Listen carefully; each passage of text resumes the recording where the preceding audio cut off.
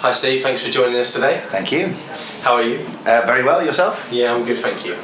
So let's start from the beginning. Where was you born? I was born in southwest Wales in a place called Haverfordwest.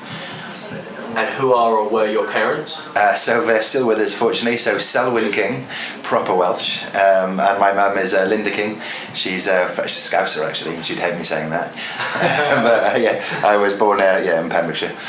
Excellent. Where did you grow up? So I stayed in the area, so I went to Haverfordwest Comprehensive School and stayed in Pembrokeshire really till I was about sort of 17, 18 and left off for university. What was your education like? Well, the bits I remember. Yeah. Okay, it's good. So a really good school, and then I went to Exeter University and I studied something called cognitive science, which is basically artificial intelligence and computers, philosophy, and psychology.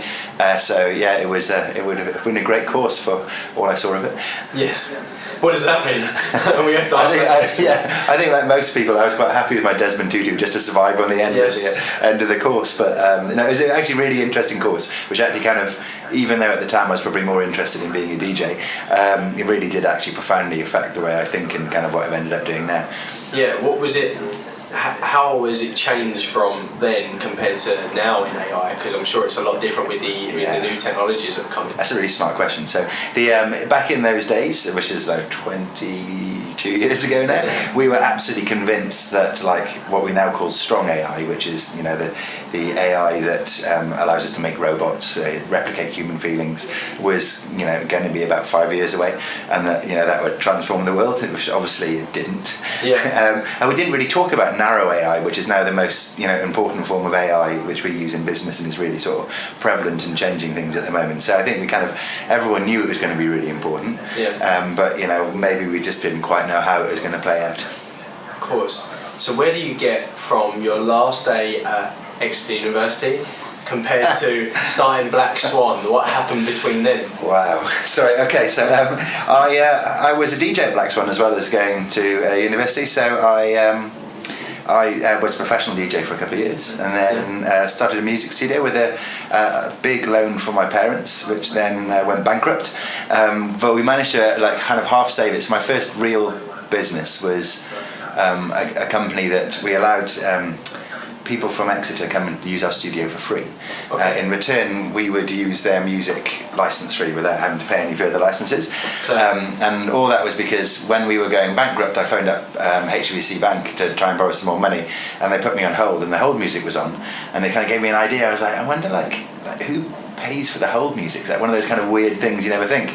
And then, it turns out that no one really knows what the hell's going on. So we started at this company that helped companies get around licensing, because they're all supposed to be paying for telephone hold music, called the Telephone Music Licensing Association, where we'd call people up and say, hello, do you know you're supposed to be paying a license fee for that? And then we'd sell them our dodgy music from the studio, which we made, which was brilliant fun, until eventually it all kind of died off when the PRS and PPL, started doing their own things in the things. That was my first kind of bumpy ride at this, and then I came up to London, went back to software development for a while, sort of flew around the world a few times doing a few interesting projects.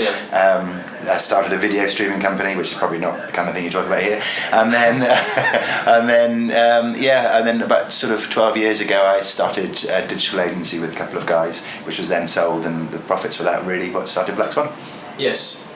And why does Black Swan exist? So it's all around the name, and a lot of people have heard it sort of in the financial district. Black Swan moment is like when the stocks crashed, in the early 2000s, when everyone was absolutely convinced that everything was healthy, and they were just ploughing money in and getting mortgages and sub-mortgages and prime mortgages, and then eventually, of course, it wasn't really stacking up on anything. The stats just didn't really work. And so it was a big shock to everyone that suddenly there was a financial crash when everything seemed to be going so well. But in reality, it wasn't. The data was all there. And effectively, we were just building not solid things. And the whole story about Black Swan actually comes from the 16th century in London. We were convinced that every swan was white because the swan still is the queen's animal. You can get your head chopped off for killing one of them. And the idea of there being a black swan because only ever white swans existed was just completely foreign. And then, eventually we sent off a boat into Australia and they found these black swans. So the whole idea of only being white swans was completely wrong. So we love that idea, of where people are completely convinced of something, but finding the right data allows you to look at something a bit differently. And that's really kind of the spirit of the company, and everything we do really is built around that and technology.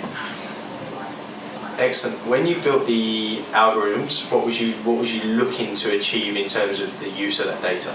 We had no idea at the beginning. So when we started Black Swan, it was when big data was coming around. Yeah. And big data, I think whoever named that, I probably owe them half the company, because it was so scary, this idea of big data, that you just get people in the boardroom going, we need to do something about big data. And then, and we were kind of that's what we did, even though we'd only been around for a few years. So we literally, first of all, just specialise in helping people understand big data and sort of using big data and kind of extracting some kind of meaning of it. And that really kind of then snowballed then as time has gone on. There was no real specific purpose, except that we thought it was really interesting and a great place to be in. And only over time have we started to find our path and solidifying our ideas and products so that we can actually make something really useful to where we've got to today. Excellent. So I might as well get onto that point. Where are you today in terms of your offerings? Where are you strongest in terms of offering services to your clients? So always in prediction. So prediction in technology. So we're like a geeky lot. So we're quite good at kind of building really smart technology stacks. And a lot of the time when you think you've got a data or an algorithm problem, a lot of your problem is actually just technology, plumbing, and getting the data together in the first place. So our team's split in between sort of data scientists and data consultants who are able to sort of build algorithms, and then also technical experts who are able to execute the use of them. And we work in two ways. We either work in kind of short-term optimization, so that's we can look at what people are saying, look at certain weather variations to make supply chain decisions much more accurate than ever before. Or something like sort of long-term trends where, because now we've been around 4 or 5 years and we've been sort of gathering so much data, our predictions go a lot further, because the more data you have, the better the patterns, the better the prediction. So we're now building products and predict 6-9 months out into the future about what people are going to be talking around certain products. So those are the kind of the two things we focus on at the moment. How far can your company go? But in prediction-wise, or in next one, that's an amazing question. So that is what we're trying to work out at the moment, because more data beats better algorithms all the time. The internet is such a huge source of data, and it's growing. We all know that everything we do is written down on the internet. Who you love, who you hate, what you're doing on Tuesday, who you're going to dump, who you're going to, and what products you're going to buy, and what products you're not going to buy, and why you don't like particular things about products. So if you think about that, and you think about that growing and growing and growing, then the more data there is, the further we're going to be able to make patterns and trends out of this data. And kind of the position we're in at the moment, we've kind of built a machine that's able to listen to that information and predict 6, maybe 9 months, but already the team, in the area are quite confident that we could be 12 months predicting what people are going to be talking about in 12 months. And that's for me, is just the most exciting thing, because it kind of, A, makes no sense, but then B, if you can, and we have now mathematically validated that we can predict what people are going to be talking about in 12 months, it's a huge advantage to brands if you're trying to make new products or worried about what the shape of the future may be for you. In terms of that predictive part, what you just said there, how do you understand human behaviour through this? Well, human behaviour is broadcasted on social and internet networks all the time. So, as I said, you are always telling everyone, or enough of us are telling everyone what we think about things. So Black Swan's not interested in people. Black Swan's interested in trends, and enough people are telling us their opinion on healthy food or types of electronics. That's enough for us to be able to start to understand. So we use something called natural language processing, which will sort of look at all of the comments going on, and we're talking billions of conversations that are going on at the moment. And we're using NLP, or natural language processing, and we can pull out meaning from this, so we can pull out actual numbers and metrics. And once you've got numbers and metrics, you're able to start to see trends, and you're able to sort of draw little graphs.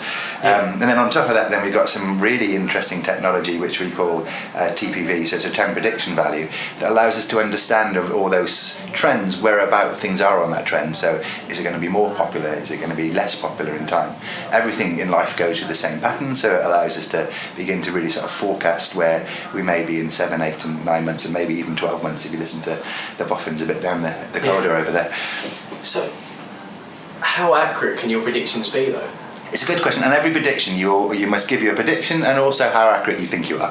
Yeah. So, and obviously the further you go out, the more your accuracy suffers. Yeah. But you know what we do know is that we are predicting future sales. So we've validated that a lot of the predictions we made 6 months ago now are products which are really published didn't even exist before.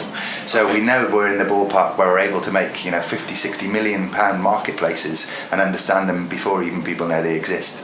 And then as sort of time goes on, obviously we become more and more accurate and more precise.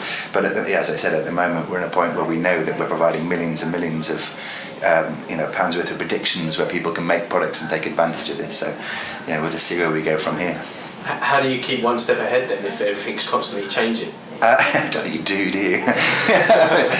Trying hard, and we're lucky to have such exceptional people in Black Swan who are focused on what they want to do, and we've also been trying to do this for a long time. Probably it's taken us longer than we'd like to sometimes, but after you've got 3 or 4 years of trying to do this and the best people in the country doing it, eventually you get a bit confident that the IP you've generated and the power in the people's minds working as a team is enough to keep you ahead of everyone else. But that's not to say we're going to be right. So I'm sure someone else will come up with and sort of come to the game. But at the moment, as far as we know, we're the only people in the world who are able to get to this kind of level of accuracy so far in the future. Where do you use AI within the organisation? So pretty much everywhere. So just for example, what I talked about there, what we call TrendScope, our long-term trend prediction tool, that's got AI all over it. So AI to actually sort of understand the natural language processing part of how we understand what conversations are relevant or not. That's all done by trained AIs. And also the actual algorithm that predicts the trends is based on a couple of AI algorithms as well. So we kind of stack it up with other technology pieces to sort of look far in the future. And then even when we're trying to sort of solve optimization problems like smarter marketing or supply chain problems, we use AI techniques that roll through different models automatically to understand the best possible fit of data and prediction technique in order to do it. So it's kind of splattered all over the company, over everything we do really. What does a smart decision mean to you? In the context of Black Swan, or the context of in generally? In context of in Black Swan, of course. So for our customers, smart decisions really are predictions, right? So what we're trying to do is use the data which they may not be able to use yet themselves well to give them a much more accurate prediction so they can make a smart decision. Unfortunately, personally, I'm not very good at smart decisions, so it's slightly ironic. So smart decisions from Black Swan are probably, just managing to make sure that we can focus on the research and development that we've committed to in order to sort of, as you said, stay ahead from where we are and kind of keep up with, with the technology. When you got, I read somewhere that your first client was Disney. Yes, yeah. How do you go to convince a company the size and the breadth of Disney to join a startup, but two in an area that probably a lot of people in that organisation at the time still didn't fully understand? How do you do that? We were just very lucky, I think. We were very sure in our vision. At the time, I was kind of still working somewhere else. Yeah. One of my embarrassing stories was I kind of went up to the desk to give my name, and another guy who was working in the other company I was supposed to be working for was sitting in reception. So when she said, "What company you're from?" I was like, "Black Swan." Yeah. so he couldn't hear, so it's terrifying. But then when we actually got through the security reception we had this idea that we wanted to prove to Disney that when it rained, people would go to the movie theatres, to cinemas, and it was one of those things which they knew in Disney, or they felt they knew, it was like a simple thing, but it was never actionable because it was kind of like it might be, probably is, but what does that really matter? And of course, if you look at the way ad servers were changing sort of 5-6 years ago, they were coming what they are now. You could poke into them a decision. Yeah. So we just went, look, we agree that rain will drive people to cinemas, so let's prove that mathematically and then use that algorithm which we create to power some advertising through some APIs, and then you can get a much better throughput. And I remember the guy who's a really good friend of mine now, John Cliff's kind of sat with me and he was like, why would we do it with you? And I was like, well, because if we're not right and we can't prove it, we'll do it for free. And he was like, well, obviously, and that kind of seems very obvious. And then, rather unfortunately, rain doesn't drive people to movie theatres in the slightest.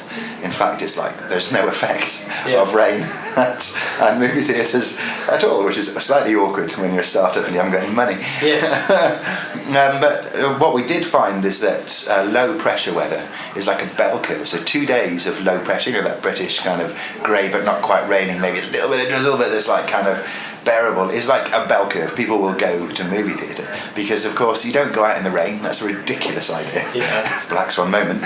You go out when you've just been stuck in for a bit and it's just been grey and you don't really know what's going to happen, and you're going to go in somewhere indoors in case it rains. So for us, we were obviously very lucky. We can't say that, but then we offered to do it free, I guess. So yeah. You took that risk. You took the risk, and then again, the people who did the work were exceptional. So I think if that's always the main thing, if you can walk into for me, if I walk into any of our customers and I know that my team around me is much smarter than the guys or much better at what we do than the guys in the room we go in and speak to, then I'm always confident. And I think that's kind of been the way that I've kind of run the company, is to try and make sure that everyone around me is so super smart or so good at what they do that we'll survive. Yeah, that's interesting. Would you say that's what makes Black Swan different to your other competitors? So I think if you look at Silicon Valley, that's kind of the same model they've done. If you look at Apple, Google, Facebook, they completely over-index on super smart engineers. I think the kind of one twist that Black Swan has, which I think we've got on our side for the future, is one of our core morals is to be 10% crazy. And not like 20 or 50, but not only one either. And I think, and we like that. So because we are in the business of disruption, and you need diversity to create disruption. And I think so we've tried to pick the smartest people on the planet, and we also embrace a little bit of the crazy as well in order to get that kind of disruption and get that kind of free thinking. And so I think we've probably in the long term got a little bit of an advantage over those guys, but maybe slightly smaller checkbook funding and products in order to grow. But we're starting. That's fascinating, because my next question was going to be just something that I've been thinking about, was that you earned first place in the Sunday Times Startup Track in 2015, which is an amazing achievement. How have you achieved outstanding growth? Because there can't be, from the industry I work in, there's not many companies that have had the growth that you guys have had. So is there one or two things you put that down to, or is it similar stuff in terms of the people involved in the organisation? Yeah, so definitely people, that is without doubt. But interestingly, we never had a sales force, and even now, we have some guys who are quite good at representing us, but we don't really have a sales force. So we're incredibly lucky that, right time, right product. Also, trying our best always to do a good job. Because we were really lucky in a way, even though I didn't feel lucky at the time. We had no money when we started. I didn't have that much money from our old company that I could go, here's a couple of £1 million, let's go at this. It was like, we need to be making money by month 3 or we're bankrupt. And that kind of put this sort of the DNA into the DNA of the company, the desire to want to please. So we don't get, even now, if we don't think we can do a much better job than anyone else on the project, we just don't do it because it just we've tried and we get a bit fat and we get a bit confused. So it's been this ultimate desire to make sure that we do a good job, not only a good job, a good job financially, that someone else in the job gets promoted for working with us, or shows a huge return on investment on the work we've done. And I think that is in the DNA of our company. And I think when you start off like that, it's very easy to grow. And it's not like we've got millions of clients, we've got 12, 13 clients. Yes. But because we started, with Disney at the kind of 40, 50 grand mark, and we do with all our customers, by the time they're all spending millions of pounds with us, you're suddenly this big company. There's no massive secret, but just, those are the, I guess, two things which kind of got us to there. Yeah, and so let's go back to your clients. We've talked briefly about retail, we've talked about entertainment. Are there other areas that you believe this can work in? Yeah, aviation. So I'm very excited about this at the moment, just because there's some, some interesting things ahead in the next couple of months. If you've flown an airplane recently, you may know that a third of them now are connected to the internet. And it's one of these kind of, I just think sometimes you don't plan it, but you just have to be a bit opportunistic. So obviously when you ask if we have another interview in 2 years' time, I'll tell you this was a strategy. But for now we'll just go with this. So with the connectivity in aircraft, you've suddenly got a situation where you've got a retail environment, because basically you have lots of people sitting down in front of a screen with nothing to do, which didn't really exist before. And like, if you think about everywhere else in the world where we get people sitting down for more than an hour, like, we're thinking about ways we can sell them stuff, advertise and buy. But like in the plane, because they were not connected, and as soon as you closed the door it took off, you know, the best you could hope was buying something off a trolley, which is, you know, imagine a store where the only thing you could buy it was by someone pushing a trolley around. It wouldn't really do that well. I'm really fascinated by this at the moment, because I think that it's going to be a race to getting a unified platform onto planes. Because if you can give a unified platform that joins the journey you did last time with one of you this week, next week, then we know like what you like to eat, what you like to drink, you know, what things you might to buy, whether you have a girlfriend, you know, all of these things we for the first time will have access to in a situation where you're going to be stuck there for 8 hours, and just to make sure you're going to buy something, we're going to strap you in to the seat so you can't escape. And for me, this is like, you know, as I said, it's probably more opportunistic, but I think we are in a really good position for the next couple of years to, you know, to become a huge business in that, because at the moment it's new, and you know, we're fast and we're light, and we understand data and we understand analytics. So I think that's for me is a passion for the next kind of couple of months to try and get ourselves in the right position to be able to attack that. Why did you pick the aviation industry then? Fluke. Yeah. Yeah, we did some work in aviation before, and it's an interesting industry, because I think as Black Swan we prefer complex problems. Yes. And before, when we had done some work in aviation before, where we built some architectures that allowed us to use data and technology differently, just to make it a bit quicker. You know, everything's a bit rubbish at the moment in a plane, and you hit the back of a seat. It takes ages. It's because there's something called military specification or mil-spec, and basically you need to be certified to put software on a plane. So like, it's a bit hard to keep on. It's not like in a normal internet world where you upload something and then people complain on customer service and you re-upload a fix, you know, an hour later. Yeah. You can't do that, right? It's done for 5 years once you put it in there. Yeah. So what the guys here did is they architected a simple system to allow us to make simple changes without having to go through certification, and that allowed us to sort of, you know, move fast. And then of course, you know, while we were once we'd finished that, this whole connectivity thing comes in, and what do you know, like, we love data, we love analytics, and suddenly everyone needs analytics. So I wish I could say it was part of my master strategy 5 years ago when I sat down, but we've just been a bit opportunistic, I think. Not a bad way to be. Well, exactly, as I said, you can always repaint it later. Well, yeah. So it's fine. That's interesting. So when you were saying, you know, you want to know what they've eaten, you know, if they've got a girlfriend, all these different data pieces, but there's obviously something that is at the flagship of everyone right now. It's on everyone's mind. It's all over LinkedIn, social media, about GDPR. So how do you then help companies to understand that the data that they need to take, that they require to take, and the data they don't necessarily need? Yeah, and I think you quite rightly bring up a huge issue and opportunity depending on which way you look at life. And interestingly, Black Swan is relatively simplistic. So obviously in our business of being Black Swan Data, we are very focused on GDPR. But actually, even if you think about the way that we would produce a simple predictive model, we have a system that allows us to cycle through every data source and every model in order to work out, you know, the piece of AI which works out the right kind of result.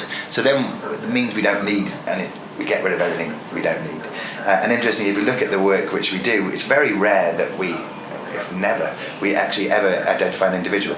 You know, we're not interested in who you are, but if you're the kind of person who might buy a girlfriend type gift, then that is kind of interesting to us. So, you know, we work more in kind of, you know, in sectors or, you know, in clusters rather than in individuals. And the models, you know, once they're built, they know what they need, and you don't really need to plug in any more. Now, that's not to say that, like, we can completely simplify GDPR because we know the data we need and we only work in trends. But it does mean that, like, we're a bit tidier when it comes to up-top data. And I think, you know, as like every other company, needs to have a long look at itself over the next couple of months, and, you know, on a more systematic way, and see what else we're storing which we aren't using in the other way as well. So I think it's a very important time for all of us, really, isn't it? Certainly. You just touched on it there about you make data at the top a lot more simpler to understand, easier.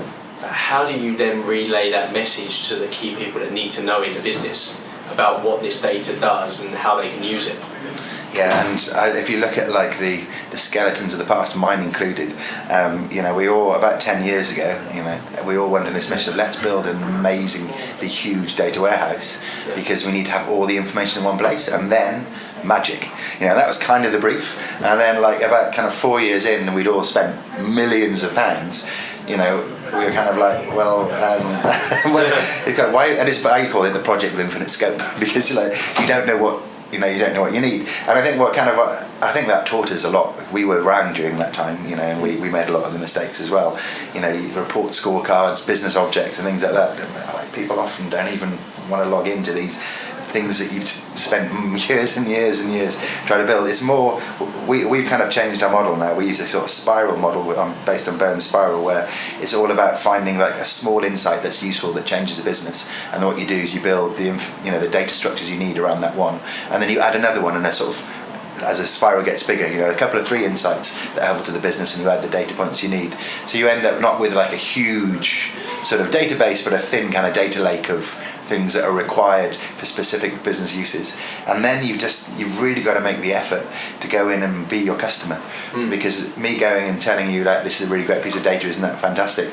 But you can't change your supply chain from 5 days to 3. Well, what's the point in that? And I think going back to like what I'm really proud of in our culture is that's the kind of question we ask first. We're not the kind of company, Black Swan's not the kind of company just builds something because, here's a PO. It's more about really, is this something which can make a transformational change in the business? And I think if you start in that way rather than stop in the bottom up of what we're going to do with this data, how can we break it together, then you actually end up in a place where people are getting uses out of the data. But there is no like silver bullet in this. It is literally case by case. And then talk to me about, because I want to get into more about the difference of the use of data in other countries, in other continents. Talk to me about what you did with, was it 7-Eleven in Japan? Yeah, fascinating this. And this is kind of like very, very on the Black Swan ethos. So when these guys were doing, and 7-Eleven Japan, for anyone who doesn't know, like 7-Eleven is huge. Like we're talking 17,000 stores in Tokyo, which is insane. Like, I don't know why that is, or I really can kind of very popular. Yes, yeah, very popular. And for, Japanese food is amazing. But one of the things, if you go to a store like 7-Eleven, is they do have a lot of fresh-ish food, which will sort of stay there for 4 or 5 days. Now, interestingly, that's like a beautiful supply chain problem, right? Because fresh food is like a nightmare because it's spiky all over the place. It's not like bananas that, you can actually, if you're ever bored, put the word bananas in Google Trends and put it against the end of the word. It's the most stable thing you can actually predict against because how many bananas you sell. These things are spiky as hell. And if you're 7-Eleven, what you'll do is you'll go, right, okay, well, I've got 6 years of history of, fresh food sales, Goza or whatever it may be, and I go, right, well, I'm going to try and predict what I'm going to sell on Tuesday. But in reality, that's not really enough data because all it's telling you is what's happened in the last 6 times this day of the year has been. It's not telling you the weather. It's not telling you, is it public holiday? It's not telling you, are people going off this kind of food and going on to more of that kind of food? So what you see is a very narrow version of the world. So what we did, as Black Swan should, is we brought them more data that allowed them to see wider, and we added a load of just interesting things like Twitter data where people are saying, I'm going to a concert or going to a festival, which of course would affect their local store. Weather variations they hadn't thought of is like everyone gets like convinced that rain and stuff like that's a driver. It's the variation of weather that's more important than a day that goes from hot to cold is much more important than a day which is hot or cold. So by bringing that kind of data to them and putting in their existing supply chain decisions, that allows us to be much more accurate and sort of drives up the accuracy sort of 10-12%. So you're recording that data in real time? Yes, yeah, and data is, so I shouldn't say yes, should I? Because some of our data we get is really slow, some of our data is really, really hot and fast. And you're kind of restricted you're as fast as your slowest data, but you can patchwork quilt your way around a lot of sort of problems. So everything we get is in real time. It still takes us minutes to enrich it enough to be using it, but a supply chain decision is made daily. So we can go as slow as our slowest piece of data, which is of course is yesterday's sales. So it does depend on the problem to whether you need real time, but yes, we are, I guess, real time. And how often would you then deliver that information to that business? Yeah, really good question, because that ties in with your early question about how do you make it useful, and not how frequently, but how. And we learned the hard way. For a while, we were absolutely convinced that everyone wanted like reports they'd log into every day. No, actually one of our most important products is emailing and texting people one figure. because effectively it's a figure they need for the day. Yes. They don't want anything else, they don't want to log in for it, they just want to know what it is and then make the rest of their decisions. And then there's other ones which are much more subtle where, you know, a lot of amazing AI happens and then we just drop one number into a database. You know, and that will then go into another database and then someone will make a supply prediction and we're just an API that sits somewhere which they don't even know who we are. So it does depend completely on how people are going to use it and what the use case is. Do you actually predict the future, do you think? Oh, definitely. I mean, that's what we do for a living. You just at varying accuracies. Yeah. Yeah, and I think that's like when I I've got 2 kids now, well 3 kids now, but like the 2 who can talk, you know, when they ask about things that like is what I enjoy the most is telling them about prediction, like telling them about what we do and how we do it, and then like that's a fun bit, and even more fun now. We might possibly have won Legos again, and they're more interested in that than prediction, but yeah, I think that is what we are here to do in Black Swan. You know, we're here to find data that helps people understand the future better, you know, i.e. to predict.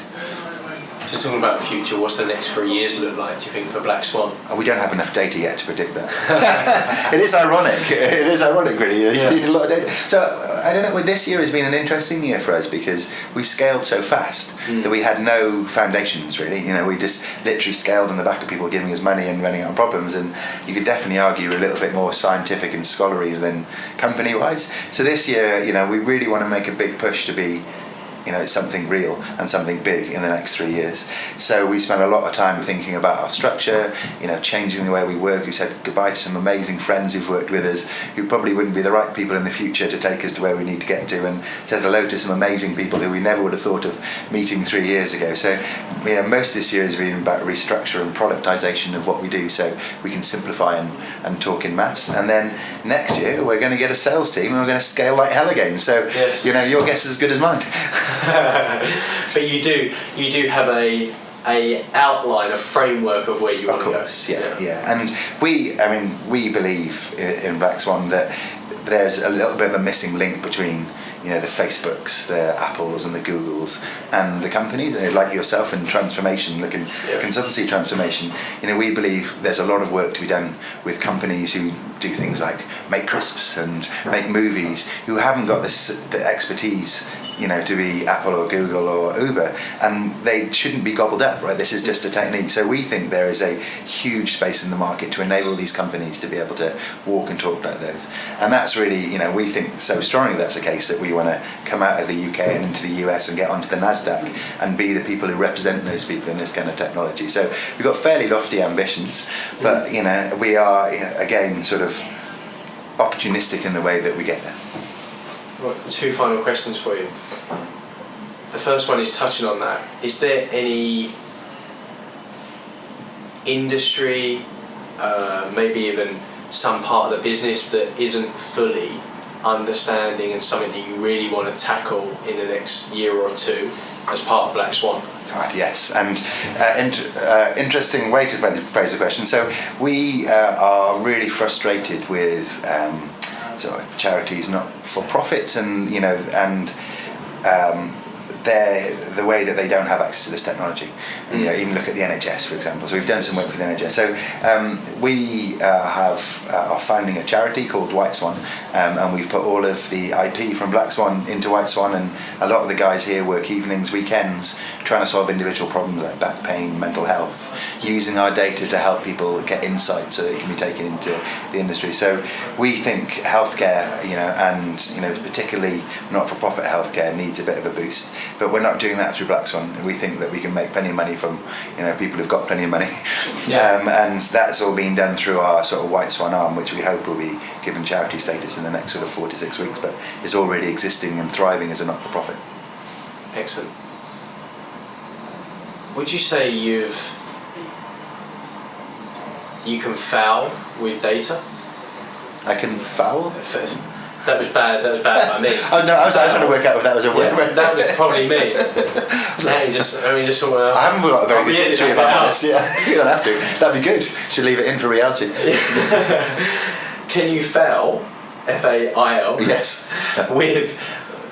Through using data? Absolutely, yeah, and probably it's almost 50-50. Yeah. You know, when you see the decisions that are being made with wrong data, you know, compare decisions being made with data, but that is happening now, you know. So, and if you think about the human decisions, which we think are the right decisions, but not actually checking on, which happen day to day, you can absolutely fail because you think that's the right data to use. You know, the trick is knowing what is the data you need to use to make the best, you know, to make the best possible decision. But sort of broaden briefly, as early is that I do see a lot of companies, you know, thinking that there's a golden bullet in this. I think if you don't take time to define your problem properly and really understand what you're trying to achieve, it doesn't really matter what amazing AI stack you have. You know, whether GDPR, if you're across the 17 different versions of clouds, you know, you're not going to make any use of that data. And to be honest, you could well be wrong because you'd be asking the wrong question. So a definite yes to that. Excellent, that's a good way Whatever to finish. co-fail means. So we always finish every podcast with the same 10 quick fire questions. Oh, crikey, okay, go. You ready? Yeah, ready. What turns you on professionally? Just the work at the moment. Yeah. What turns you off professionally? P&Ls. How do you unwind? I have kids now, so don't get a chance. What profession other than your own would you like to try? Astronaut. What activity gives you the most energy? It's being here, like, even when I'm shattered. Who is your biggest inspiration? Oh, crikey, that's really tough. Elon Musk. Going to come back to that point. If you had to present a speech right now, what one word would be its subject? Predict. You were at your best when you were doing what? Slightly tan and grumpy. If today was the last day of your life, what one lesson would you like to impart? I'd probably spend it with my kids, just making them enjoy it. If heaven exists, what would you like to hear God say as the reason he is letting you through the gates? I would hope that it gave a reasonable balance. One final part. Why did you pick Elon Musk? That was a quick fire, so he's the first one that came to mind, and there's been a hell of a lot of inspirational people in my personal life. But I think what Elon Musk has is he knows how to set a vision, and then if you can set a vision, then people are going to follow it. Excellent. And that's it. Thanks for today, Steve. It's been a pleasure. It's been lovely to meet you as well. I enjoyed. Good questions. Great. Thank you.